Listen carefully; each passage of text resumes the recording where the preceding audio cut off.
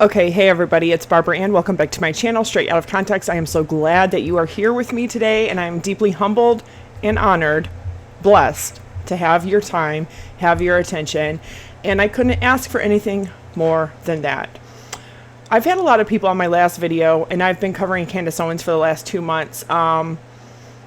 Not things about her personal life so much, but a lot of her actions, words, choices, and behaviors, especially in relation to the assassination of Charlie Kirk. You know, I do believe that they truly were friends. I believe that he pulled back from her. I believe they were still friendly in some kind of capacity, but was Charlie Kirk really best friends with Candace Owens? I don't believe that. I don't believe that for a second. She's made a lot of comments recently, specifically her last video that she did yesterday, Friday. And at the very end of the video, it was kind of funny. She goes, I'll see you guys Monday. And then she goes, wait, no, I won't. And then she went to say something, but whoever was doing the video had cut her audio. And I was really curious what she was going to say. So she's not planning on doing any videos, obviously, the week of Thanksgiving. She must be taking a break, what have you. But she keeps mentioning the maroon shirt thing. And I think that's funny because my favorite shirt is literally this. My shirt from the show The Chosen, Not What We Were. It's a maroon shirt. I love browns. As you know, I love grays. I love dark greens. I like black. I like the mustard color. A lot of people actually say it looks really good on me. I don't care if it does or doesn't because I love that color. I love orange. Orange has been my favorite color since I was a kid. I just don't wear orange very much. If I do, it's a darker tone type of orange, and I love maroons, burgundies. She was saying something in her video about, oh, it's so weird that everybody's wearing a maroon shirt because these are all the people that are, helping to assassinate Charlie Kirk. That's what she's implying. That's what she's insinuating. And I think that that's really crazy because maroon is a very common color for a shirt, is it not?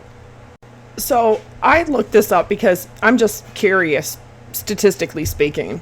Maroon is a moderately common color in clothing, especially during fall and winter, which we just miraculously happen to be during the season. Halloween, Thanksgiving, Christmas, New Year, fall to winter transition. And it says that it is valued for its rich, sophisticated tone and versatility in fashion. Maroon is a classic color choice that frequently appears in clothing collections for cooler months like fall and winter due to its warm, deep red-brown undertones. It is used in sweaters, coats, skirts, scarves, handbags, and shoes, making it a staple in seasonal wardrobes. The muted tone allows maroon to complement a wide range of outfits, pairing well with neutrals like beige, cream, gray, and bold accents such as gold or navy. While not among the absolute top-ranked colors globally or in the US, maroon maintains steady popularity due to its versatility and its classic appeal. Its popularity compared to other colors. It globally and in the United States, colors like blue, green, black, and white rank higher as the most popular clothing colors. Maroon is less prevalent than these staples, but it maintains niche popularity, often associated with sophistication, vintage looks, and formal or professional settings. So the fact that she says that, I don't put any weight to that because, say, Charlie Kirk does an event and say 3,600 people come to see him. What are the chances that a lot of them are young men or middle-aged men, older men? Maroon seems to be a pretty typical color choice for t-shirts. I mean, I see it all the time myself. I am a fan of the color maroon because I am not the typical female that likes bright, loud colors to wear them on my body. I mean, I love colors. I'm a painter. I'm an artist. I love to use color, bright colors. But as far as wearing them, that's never been my thing.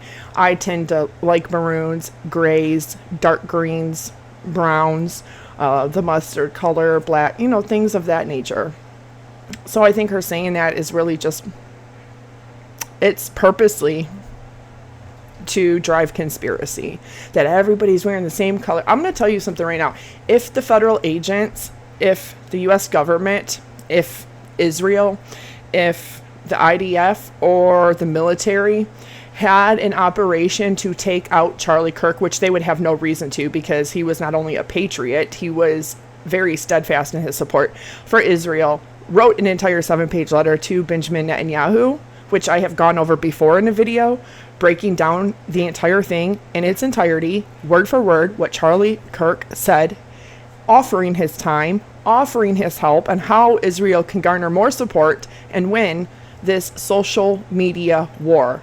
Meaning to get the people on their side, to understand Israel's standpoint, and with the war, to understand what they're going through, and to get more influencers and more people on their support, even going as far as telling Benjamin Netanyahu, the Prime Minister of Israel, how he can create his own social media channels and have influencers help him to make content and shows in support of Israel on such channels. He didn't have to go above and beyond to write the whole entire 7 pages, but he did.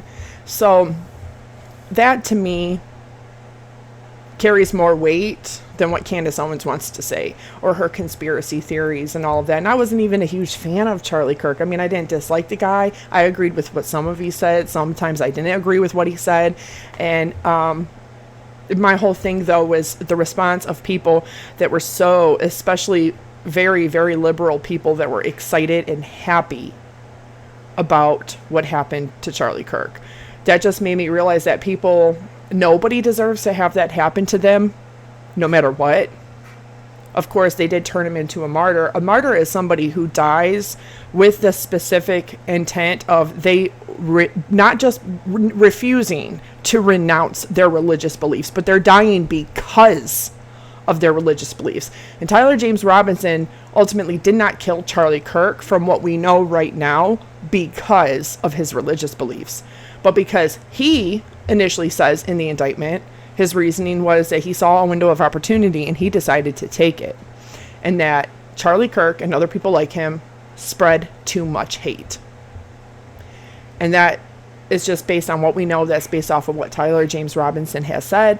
That's just based off of what we've gathered as of right now. Of course, the trial hasn't happened. Sentencing hasn't happened. Freedom of Information Act requests after that has not happened yet.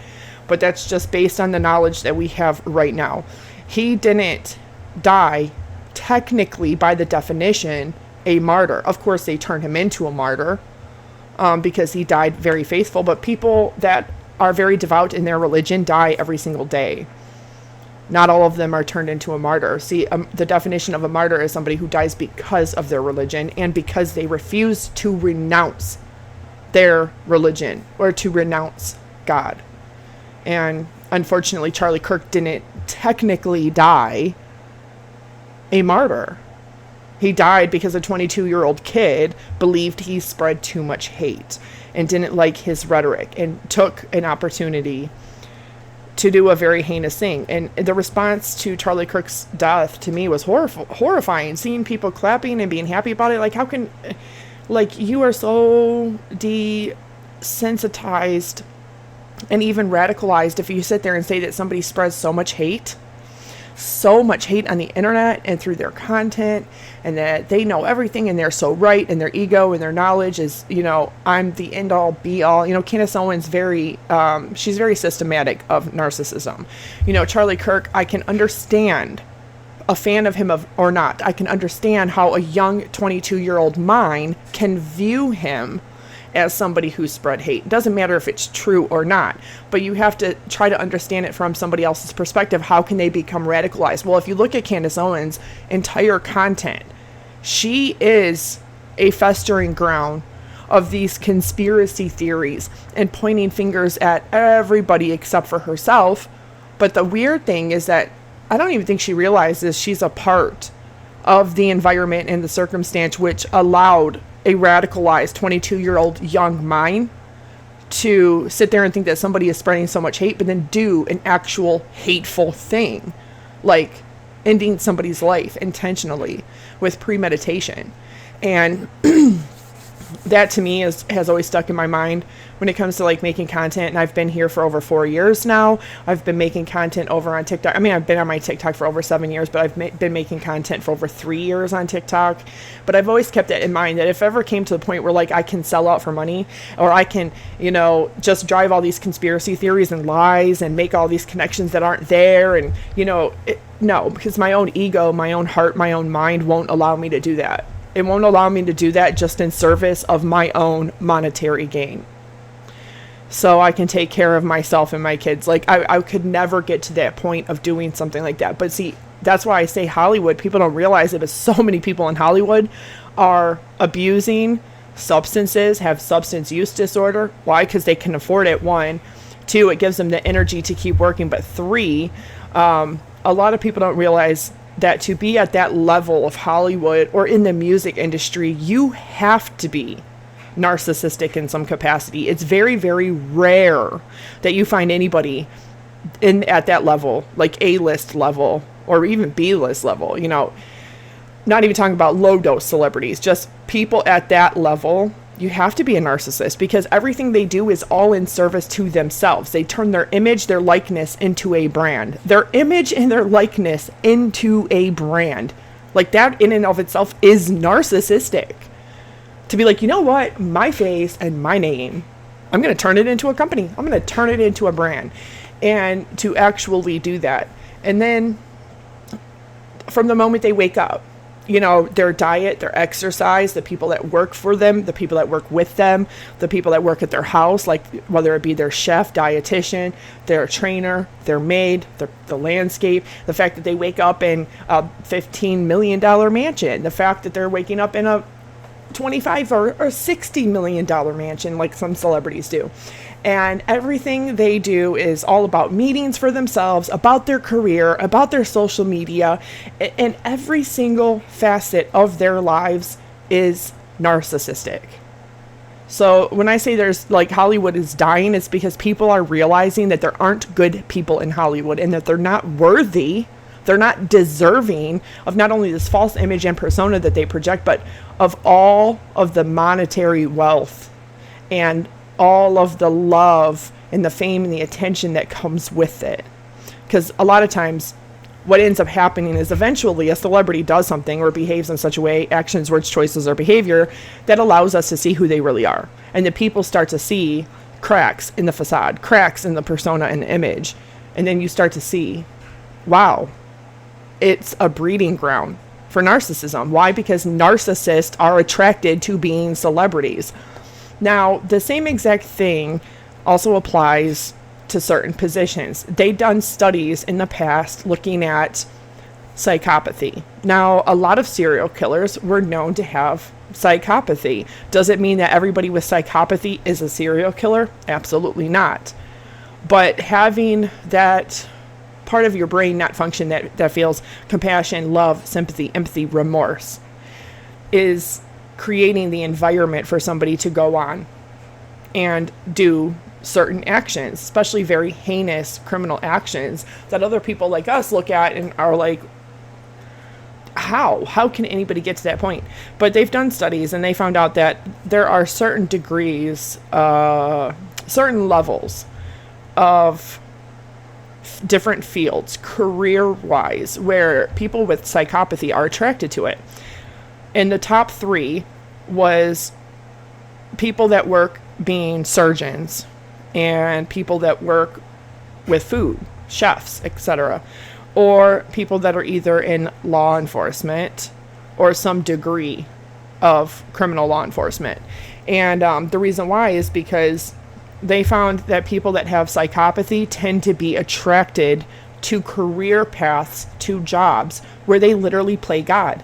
And where can you play God more than when you have somebody's life physically and medically in your hands, such as a surgeon, or when you are in charge of somebody's food, what they're ingesting through their body, a chef, or even a driver. But a police officer, you certainly can play God. We've seen lots of corruption in law enforcement in the past. We know that there's been lots of different, Philadelphia, New York City, Chicago, that there has been so much corruption throughout the 70s, 80s, 90s, with law enforcement, with even the mafia infiltrating law enforcement and paying off law enforcement officers.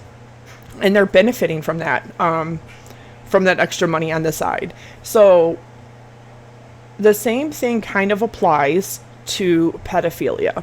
And pedophilia, they've done studies, because in the 70s, 80s, they didn't quite understand or know. The FBI had started in the Jan Broberg case with Robert Berchtold. That's a really great example of how the FBI started to really do studies about serial killers, about pedophilia, and try to understand these things that they didn't have the terminology to really understand at the time, or even just psychologically understand at the time. But there have been studies about pedophilia, and the reason why specifically, and I want to be careful when I say this because I come from a very devout French Catholic family. Both of my grandparents and my great-grandparents are buried in a Catholic cemetery. And of course, the reason why I'm not considered a practicing Catholic is because when my grandfather was excommunicating for divorcing, first and foremost, and got remarried, he stopped being affiliated directly with the Catholic Church. So my mother, my mother and her siblings and us, we were not forced, okay? But as far as religion goes, I'm not even going to get into the indoctrination and all of that. We've always been able to choose our own religion and have our own faith, but God was not absent in my family at all. But when it comes to actual Catholicism, we've seen a lot of different studies come forward, and it begs the question, with the whole entire investigative journalism that happened around Boston with the Catholic Church and having over 90 different priests that have been pedophiles. Well, why is that? And that could be largely due to the fact that pedophiles maybe are attracted to that particular line of work or ministry, priest hiding behind the cloth, so to say, because it not only gives them a proximity to children, but it gives them this power position. So they're not only that's something that is attractive internally to somebody that's like that. And they've even done studies on this. And the reason why, because this isn't unique to just Boston, this isn't unique to a certain country or just the Catholic Church itself. I think it's more that the church had, because I don't want to say anything bad, I have one of my best friends is 83, and she's a devout Catholic. And she's very great friends with my mom too, and I love her to death. And I would never say, this is why I want to be careful with the way I word things, because I don't believe that Catholics are bad people. I think that overall, people that are devout in their faith, no matter what their faith is, everybody has the right to their own religion or the lack of religion. I'm friends with a lot of atheists. I've gone through waves in my lifetime with my own relationship to God, with my own faith. In fact, it's the one thing that's probably carried me through my life, because I've had a rough life. That's all I can say. But when it comes to the Catholic Church, I don't want to blame the church, because I think that's unfair and I think that's disingenuous. However, I think that pedophiles can be very manipulative. I think that they are very conniving, very cunning, very cutthroat if they have to be. And I believe that they are attracted to positions of power. Positions that give them the ability not only to offend and be in close proximity to children, so therefore they can offend without getting caught or being questioned. But it's the Catholic Church's response to that in recent years. This is why I myself really liked Pope Francis. Now, some people that are more conservative, like my friend is, she didn't really care for Pope Francis because they didn't believe that he was conservative enough. I personally, and I'm babbling here, I'm ranting, but I personally loved Pope Francis, and I believe he was exactly what we needed. I believe that the Catholic Church needed to be led by somebody, a pope, that was really going to usher the Catholic Church into a modern age. And like he said, he's done sit-downs with multiple different young people from multiple different countries, and he has been very adamant that pedophiles no longer are going to hide behind the cloth. But it really got me thinking, and I've watched a lot of documentaries about this, and I really want to do a deep dive and a breakdown about this. But this study that was conducted in Poland, this one has shed a lot of light on the complex relationship between religious fundamentalism and attitudes towards pedophilia, specifically within the Catholic Church. And it begs the question, is it really the Catholic Church? Or is it that pedophilias are attracted to the Catholic Church? Because it gives them, not only internally, they know that what they think and feel is wrong. And are they really truly trying to repent? Or are they attracted to the power position, the proximity to children, and the ability to offend because of the power position and the proximity to children? That's what I believe it is. And the Catholic Church, the way that they've handled people before that have been caught doing things to children, or it has come from the children themselves or their parents or the community, the way that they've handled it hasn't always been the best, because instead of getting law enforcement involved, which should be the response always, they're sent off to another parish somewhere. And that's not fair, because all that does is create more victims now that they know more about pedophilia and how it really works just within somebody's own brain. And I thought that that was very interesting, some of these studies, because you're talking about a lot of children have been harmed within the church in Italy, around the Vatican, and in other countries. And we know that Candace Owens has recently converted to Catholicism, but what I didn't know is a few people told me on my last video that Candace Owens is a certain sect of Catholicism that really isn't even in communication with the actual Catholic Church and the Pope. And I thought that was interesting. I haven't gotten a chance to dive into it, but I'm just really starting to think about, if I do a deep dive on that, how to present it and everything. But this research on pedophilia and sexual abuse within the church contexts, particularly within the Catholic and Protestant congregations, is extensive and multifaceted, involving historical, psychological, sociological, and theological analysis. And it says the scope and prevalence. Clerical abuse statistics. The John Jay College report in the U.S. indicated that less than 5% of priests accused of sexual abuse were clinically diagnosable as pedophiles, whereas the majority engaged in abuse of post-pubescent adolescents. Most victims were pre-pubescent children or early adolescents, with 81% of victims being male and predominantly aged 11 to 14. So are those types of pedophiles that are particularly attracted to boys more attracted to the line of work, like being inside of the Catholic Church, hiding behind the cloth? That's kind of what line of thinking I have there. In Protestant congregations, studies document that the most offenders were male leaders, pastors, youth ministers, with abuse often occurring on church premises or at the offender's home. Rates of clergy sexual misconduct were reported between 1 and 38%. Between 1 and 38%, that's a high degree of percentage there. Within various denominations, though only 2% were diagnosable as actual pedophiles. And I want to know what makes somebody diagnosable as a pedophile. You have to be attracted to kids that are below the age of 14, because either which way a child is a child. Being attracted to a 14, 15, 16, 17-year-old is still, I don't know.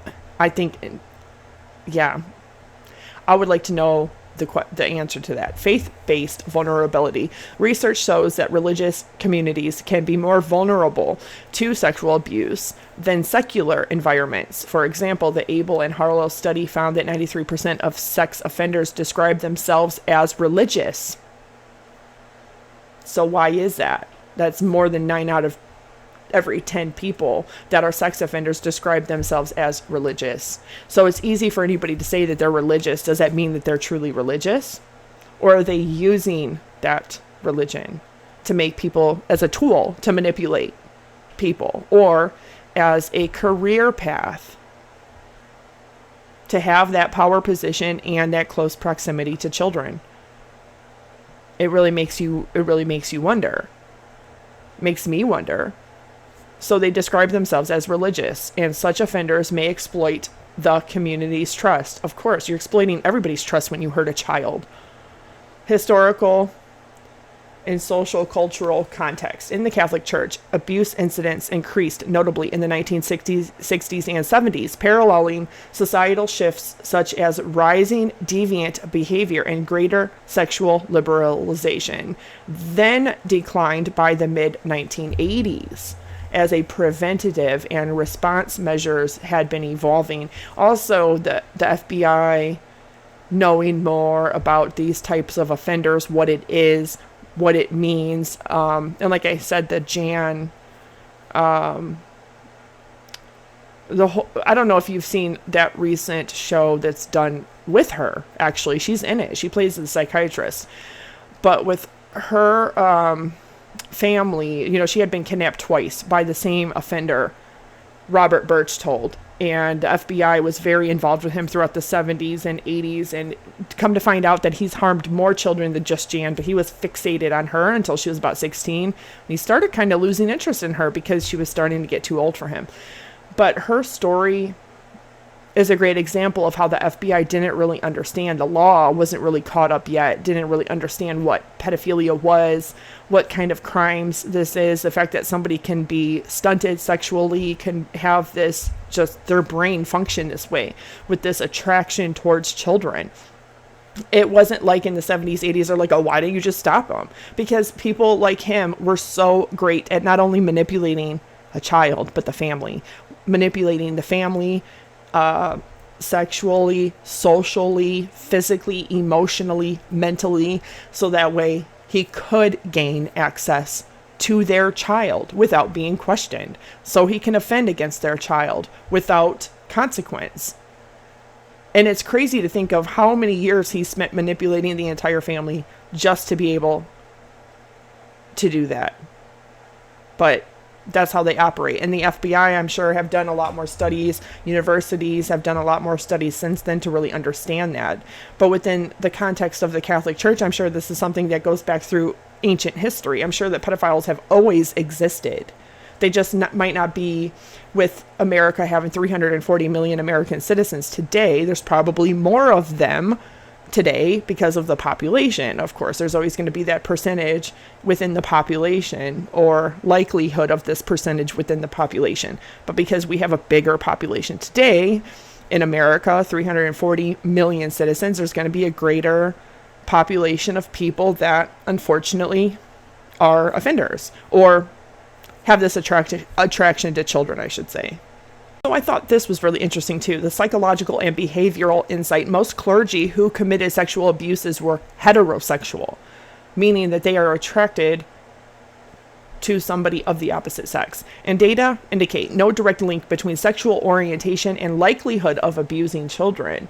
Studies emphasize that pedophilia and being attracted to an older age range of children, which is all to me pedophilia, as distinct from adult sexual orientation. And the reason why these, because, when I was 15, I was attracted to people that were 15. We don't realize this very much because people don't talk about it often, but our sexual attraction grows and changes as we grow and change. What I was attracted to at 15 is not what I'm attracted to at now 40. What I was attracted to at 25 is not what I was attracted to at 15. Our sexuality evolves and grows as we evolve and grow. At 40 years old, I'm not going to look at a 15-year-old the way I did when I was 15, because sexuality, we change. And of course, especially with love and connection and being with somebody, as they grow and change and you still have that attraction towards them, it's the same thing for them. Their sexual attraction grows and changes. So I think that that's really interesting as far as a distinct from adult sexual orientation, because for just normal brained people, our sexual attraction doesn't stay stunted. It grows, it changes, it adapts as we grow older, as we live our life. So it says that victims often face secrecy, victim blaming, lack of reporting. Survivors report long-term psychological, emotional, and relational damage. Of course, Absolutely, of course. Church responses and attitudes, institutional responses. Historically, there were tendencies to protect church reputation over victim well-being, including administrative leave, reassignment to another parish, or internal counseling without law enforcement involvement. And that's the problem, is because it wasn't just to protect the church's reputation. It was really to keep it hush-hush and quiet. And now that, of course, in 2025, people know what this is. FBI knows what this is. Education and knowledge is really the best way forward for anything, even the church itself. And that's why I myself liked Pope Francis, because I believe that he was ushering in this no tolerance for this type of thing, that it was better to just X this out of the church and not allow any pedophile to hide behind the cloth, and to protect victims first and foremost, not allowing that within their church, and that's the way that it should be. But some people thought he wasn't conservative enough in certain areas, like allowing, and I'm not saying I think that it's great. Even Charlie Kirk had talked about that, like being a Republican and a conservative and accepting people that are gay or lesbian or transgender into the church and whatnot. Yeah. You don't always have to agree with what somebody's actions and choices and behaviors are in their own life. But if we're going by actual Bible and by God, those are the people that need help and need love the most.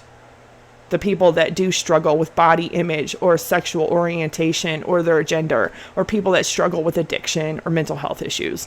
Those are the people that need the love and the help and their faith the most. And those are the people that should be accepted always. That's just my own opinion.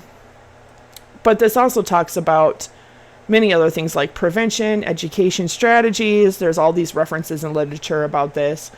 And there's also this. Atheists generally exhibit more negative attitudes towards pedophilia crimes in the church, of course, because they don't believe in God. So they believe that it's an institution that's just breeding and allowing this, and versus pedophiles are attracted to that type of position, or maybe that type of church, because it allows them to get away with offending. It gives them a position of power. It gives them a position in close proximity to children. It gives them the ability to offend, and then it gives them the ability to have no consequences. But of course, if that changes within the Catholic Church today, maybe there would be less pedophilia, pedophiles, less pedophilia in the Catholic Church, less pedophiles attracted to that type of position. But Candace Owens, so talking about just the breakdown of the Catholic Church, okay, she gets baptized, and she, from my understanding, is baptized over in England.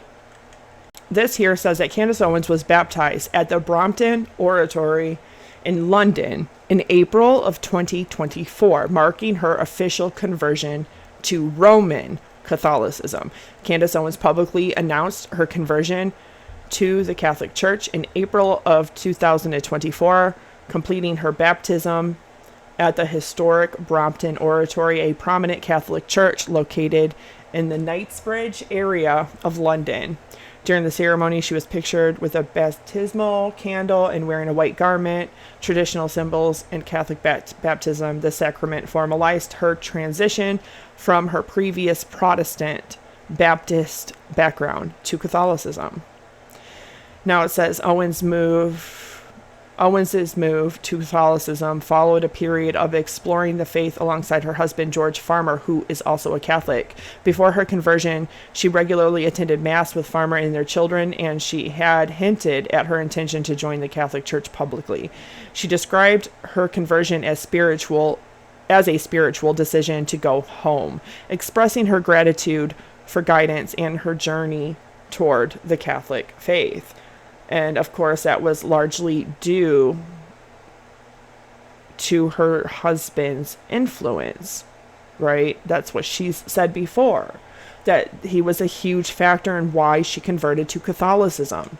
But I really don't like the way that she isolated her Protestant fans and watchers by saying to Charlie Kirk and admitting that she said to Charlie Kirk, and this is really kind of showing Charlie Kirk not in a good light because it's showing who he is behind the scenes and how Candace Owens really is behind the scenes, laughing at playing in people's faces like this. But oh, come on, just take the last step. Just convert to the real faith, to Catholicism, because you're too smart to be a Protestant. Literally saying that Protestants are stupid, that they're dumb, that they're ignorant. The whole Protestant movement, and we know about, the history of the Protestant movement. Do you know that, 179,000 plus people that we know of were tried for blasphemy, treason, and that they were executed because of the Protestant movement? And that's not even considering all the other people outside of Europe. The Protestant belief was the belief that you had the right to read the Bible in your own language. And people in England, especially during the time of King Henry VIII, total monster, who he was a complete narcissist and a tyrant, especially after his jousting accident where he almost died. But how many people he put to death? We know that it was over 179,000 plus people, and he brought, the Catholic Church, the Pope won't give him a dispensation to get divorced and to marry Anne Boleyn. He gets mad. And he breaks from Rome. He dissolves all the monasteries. He steals all of their wealth, hoards it for himself so he can get a whole fleet of ships. And what does he do? He creates the Church of England, which their indoctrination is literally based off of the Catholic Church. It's like saying, like the whole thing with the obedience of a Christian man.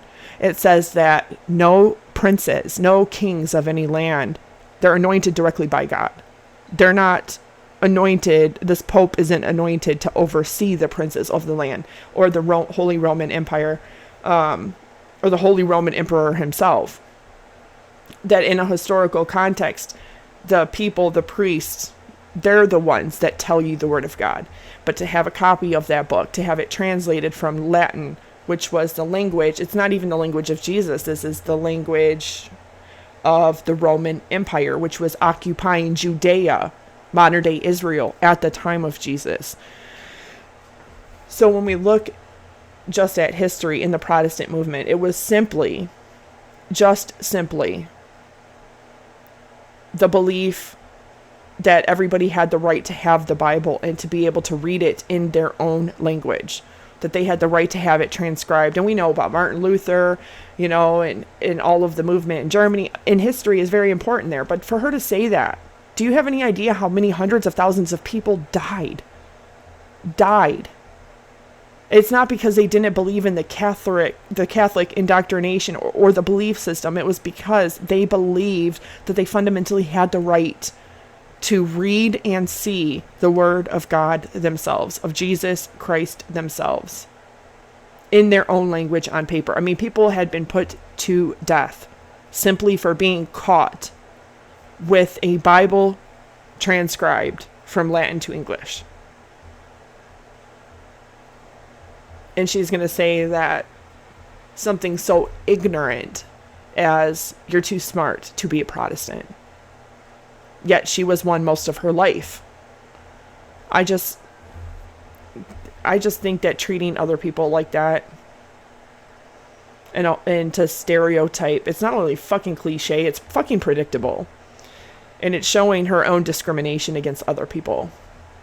It's not my business what others have their relationship with God, or their lack of relationship with God, or no relationship with God. That's not really my business. I mean, I wish that and hope that for everybody, but I'm not pushing it on anybody. I accept people as they are, because that's where we're compelled and called to do. So I thought that was interesting that she converts to Catholicism. So there's also this. So everybody knows that George Farmer is her husband. She's also done an episode where she has sat down and talked to him, and he's so great. He's amazing. He's this intellectual. He studies religious texts and scriptures, and he's into theology, and he studied theology, blah, blah, blah, blah, blah. Okay.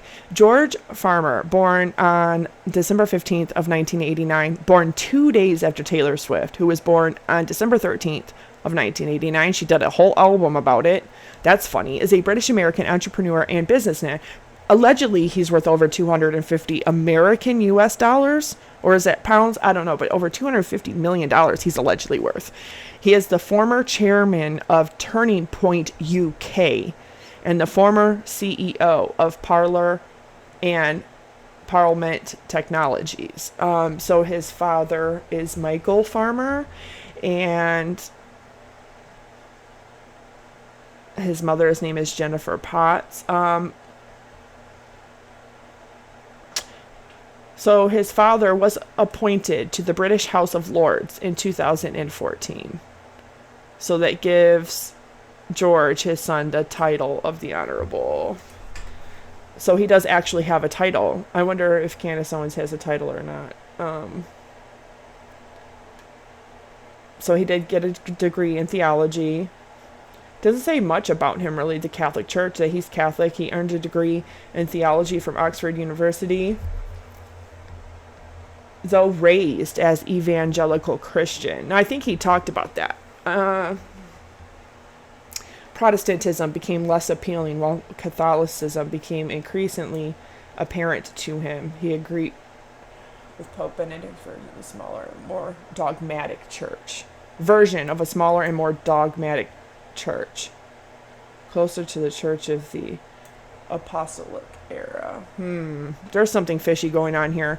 Okay, so he actually does have a title, which is weird. And it lists Susan Farmer as his aunt, his dad's sister.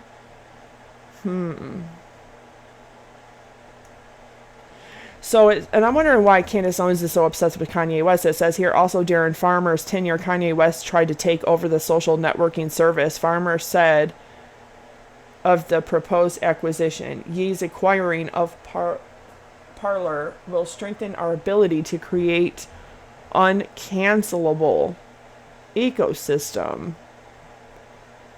It will remain a place where everyone can think, listen, and speak freely. We will continue the fight against censorship, cancel culture, and authoritarianism.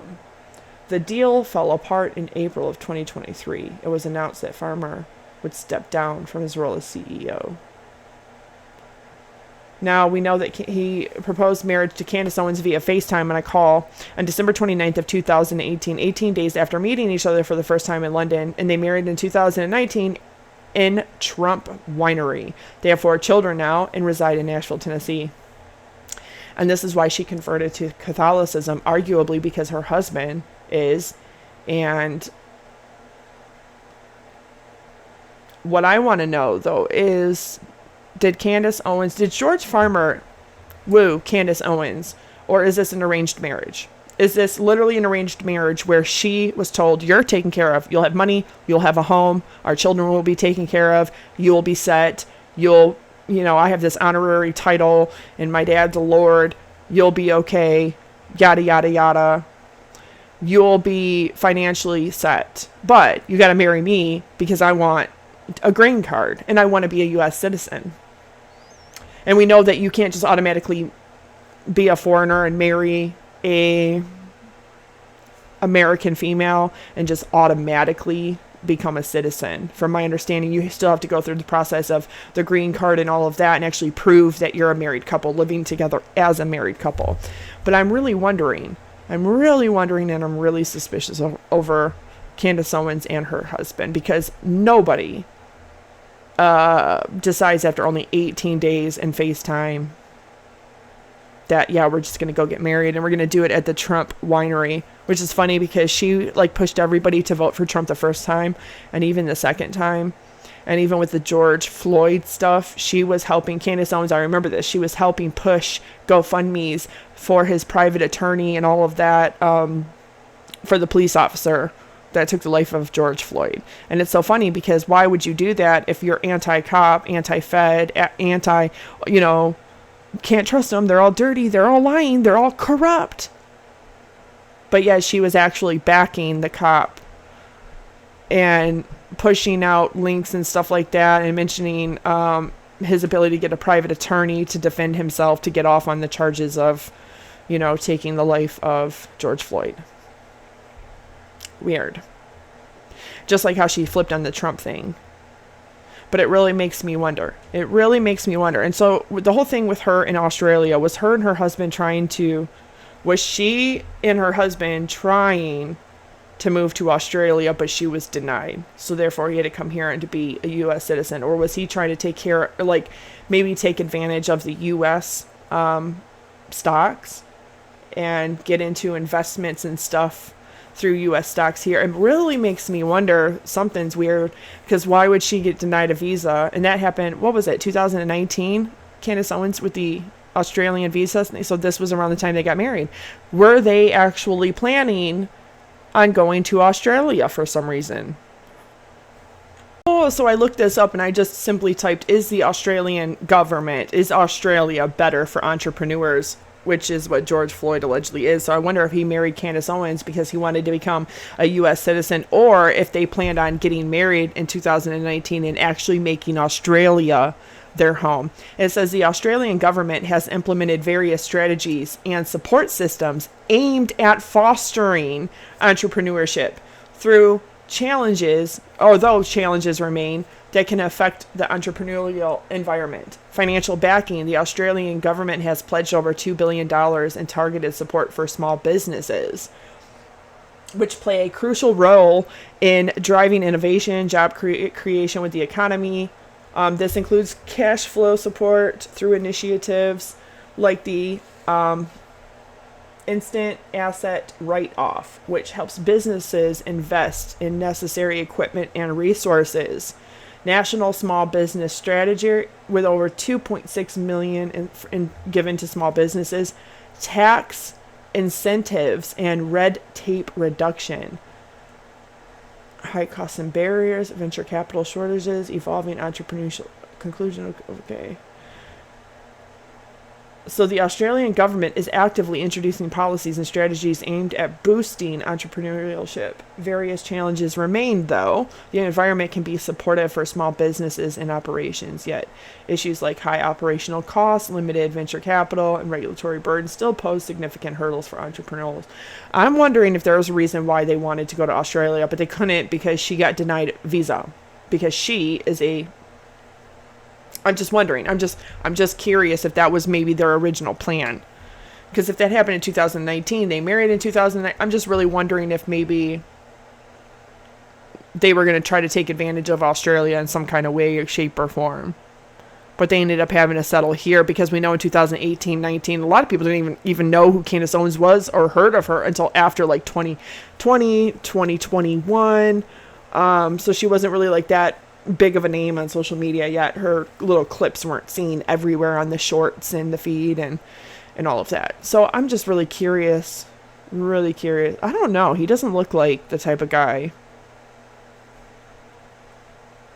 To me, he just doesn't look like the type of guy that's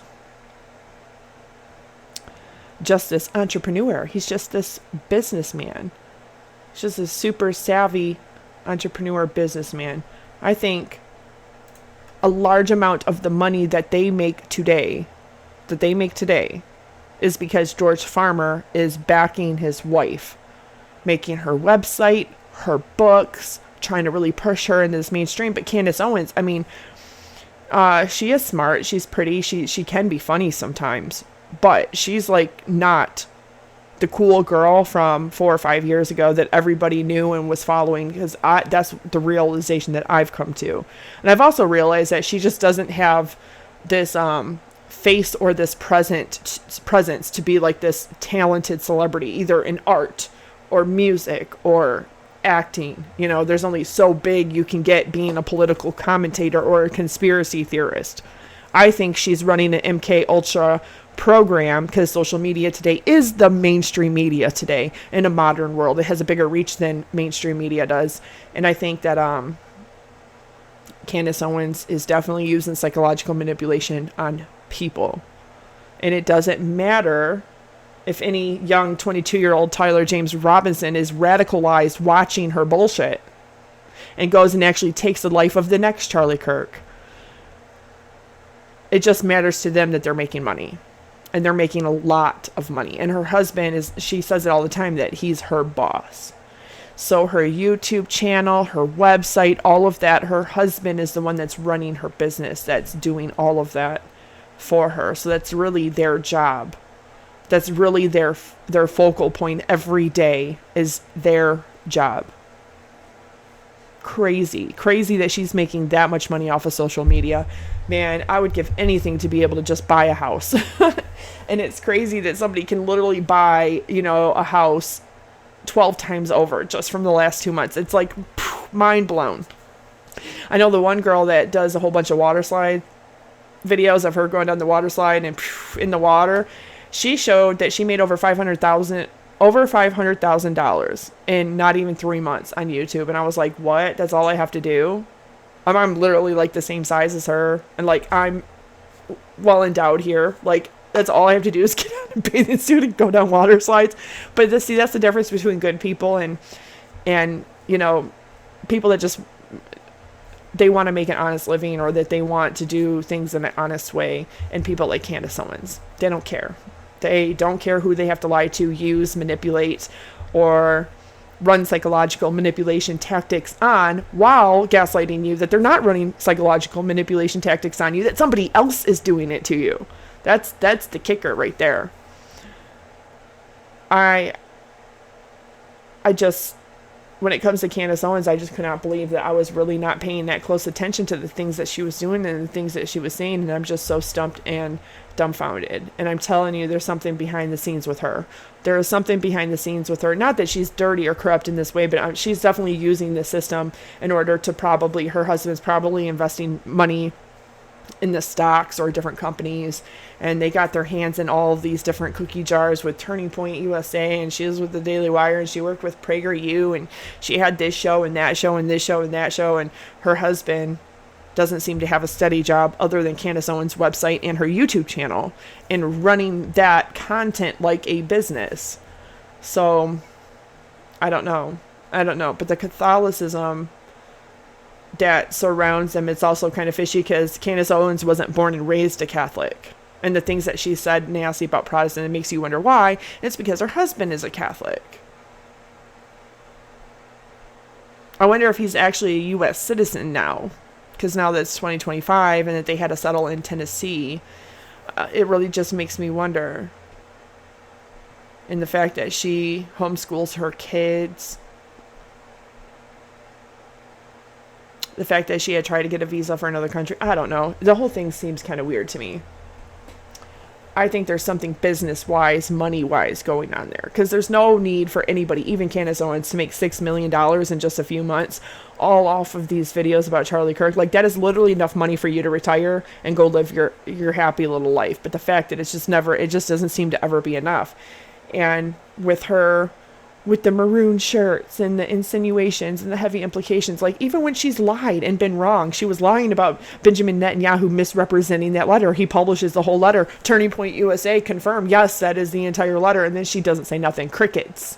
The fact that she can't ever admit when she is wrong, or that she is sorry, or that she actually said that because she was pushing and she was instigating Benjamin Netanyahu to publish that letter, because she didn't know the contents of that letter. She couldn't say that he was misrepresenting it as a love letter to Israel. It literally was a love letter to Israel. So much so that he was offering his help, his time and his help and his ideas and suggestions to Benjamin Netanyahu in Israel, because he loved him that much. See, that's the crazy part. She was trying to say, Benjamin Netanyahu is misrepresenting this letter. And he wasn't. Candace Owens took a risk by being narcissistic and overly confident enough that in hopes Charlie Kirk didn't say the things that he said in that letter. And she was wrong. And she didn't apologize or say sorry. But that's also symptomatic of somebody who is narcissistic or has a cluster B personality disorder.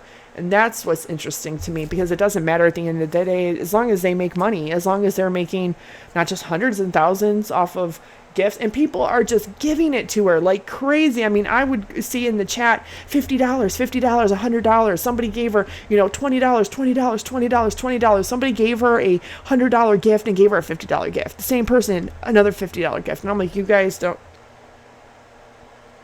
You guys don't even know what you're feeding into. You don't even know what you're feeding into. That is a beast that's never going to be satisfied. You are feeding an insatiable beast.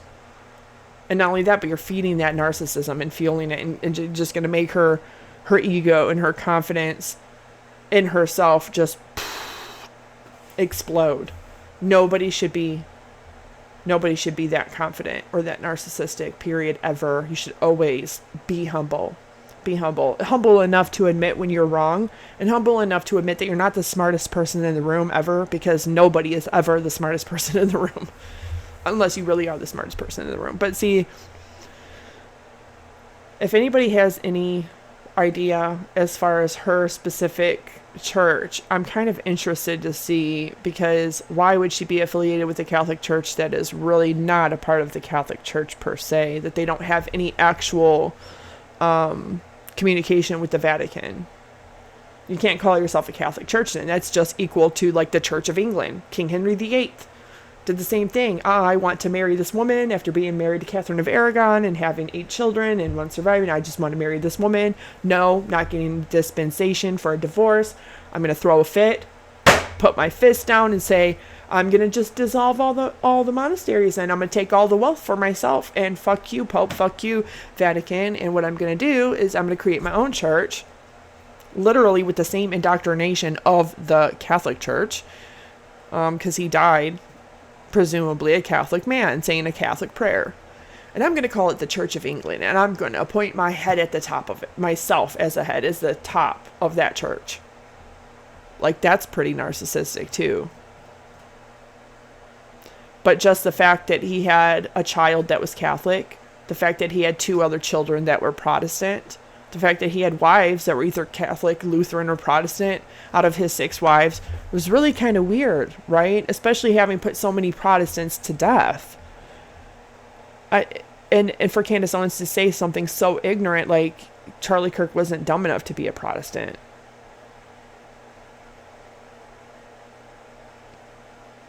I just think that's crazy, considering she was one for so long. It's almost like a slap in the face and almost like a fuck you, because she thinks she's better than everybody else now. She bagged her a wealthy man, and they got married. He's presumably a U.S. citizen now, or has his green card. And she's doing well as far as making money. But she's doing it off of lying to people and pushing conspiracy theories. And that's the type of thing that creates the breeding ground for people to become radicalized, because that's how 22-year-old Tyler James Robinson became radicalized. Social media. He come from a conservative family, and all of a sudden he's seeing all of this stuff that's very typical today. Very typical and very standard. And he starts thinking Charlie Kirk spreads all this hate, and he goes and does something so extremely hateful, and then he's cheered and even admired for what he did. Crazy. It's just so crazy. But yet, Candace Owens, there's one truth and one fact that she cannot deny. And that is that she has made a lot of money off of running bullshit conspiracy theories about Charlie Kirk's death. And she has made a lot of money off of Charlie Kirk's death. I don't think it's necessarily about the friendship. I don't think it's necessarily about him, who he was, honoring him, his life. It's all about her, what she thinks, what she feels. Her grieving process. Well, we saw her grieving process. You can go and look back at the dates of every single one of her last 43 videos. And you can look when they were uploaded. She started right away and didn't stop for over 6 weeks until she went on a vacation or whatever. So that's her grieving process. Her grieving process was quite literally, let's figure out how to make money off of this and how to keep talking about it while it's a big subject. Because of course it's going to be a big subject, but it wasn't quite the subject like JFK, because Charlie Kirk wasn't a president. He wasn't even a politician. He was a guy who talked about politics and debated young kids about politics in a social media context. And that was it. Let me know what you think about Candace and her husband down below. And if you find anything, let me know, because I'm really interested in knowing why they ended up staying in the USA? Is it because Candace was denied a visa for Australia, or why did they not stay in the UK? Is it because he wanted to become a US citizen and live here because he wanted to take advantage as a businessman and an entrepreneur of the US? I have so many questions and so many thoughts on Candace Owens and her husband. But anyway, I love you all. I will see you all on the flip side. I hope you all have a fantastic night. And with Thanksgiving coming up, I still want to say to everybody in every video that I hope you have a fantastic holiday season. Happy Thanksgiving. I am very thankful and grateful and humbled, honored, and blessed to have each and every one of you here. I love you all, and I will see you on the next one.